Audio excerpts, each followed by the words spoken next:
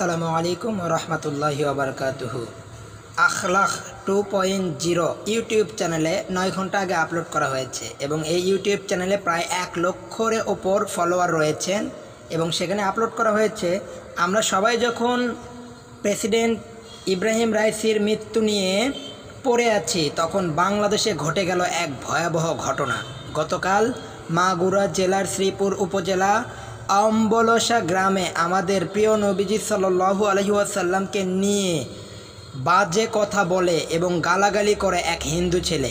এই অপরাধের বিচার চাইতে গিয়ে একটি প্রতিবাদ মিছিল বের করে বাংলাদেশের তাওহীদি জনতাগণ এবং সরকার কোনো প্রকার বিচার তো করেনি, বরং প্রতিবাদের মতো এবারও মিছিলে সরকারের পেটোয়া বাহিনী, কুত্তা বাহিনী, পুলিশ বাহিনীকে দিয়ে গুলি চালিয়েছে এবং নির্যাতন চালিয়েছে, লাঠিপেটা করেছে। এতে করে আমাদের বাংলাদেশের ইসলামপ্রিয় তাওহীদি জনতা 15 থেকে 16 জন প্লাস হতে পারে 15 থেকে 16 জন নবী প্রেমিক আহত হয়েছেন, রক্তাক্ত হয়েছেন এবং হসপিটালে ভর্তি রয়েছে। প্রতিবারের মতো মিডিয়া এত বড় নিউজটাকেও হটলাইন করেনি, তাই আমরাও জানতে পারিনি। এই যে দেখুন, আমরা এখন কয়েকটা ছবি দেখে নেব গতকালকের।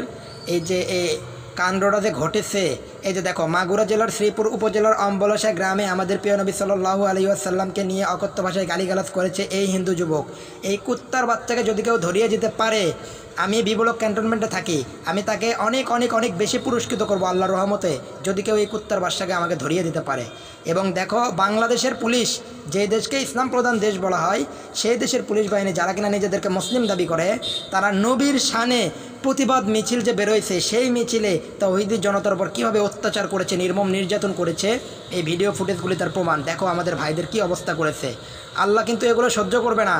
আর এই হচ্ছে সেই কি বলা যায়, নরপশু। এই হচ্ছে সেই নরপশু। তোরও কিন্তু দিনের শেষ একদিন ফিরবে। তবে আমরা জানতে চাই, আমরা প্রতিবাদ করছি, আমরা বাংলাদেশের কাছে, বাংলাদেশ সরকারের কাছে, বাংলাদেশের প্রশাসনের কাছে আমাদের প্রতিবাদ জানাচ্ছি যে ইসলামকে নিয়ে মুসলিমদেরকে নিয়ে আর কত হত্যা, হামলা, মামলা, গুম, খুন, নির্যাতন, নিপীড়ন। এই যে কয়েকদিন আগেও ঝিনাইদহতে একটা যমজ ভাইকে হত্যা করা হলো। আপনারা সব কিছু জানেন। বিচার আপনাদের ওপর।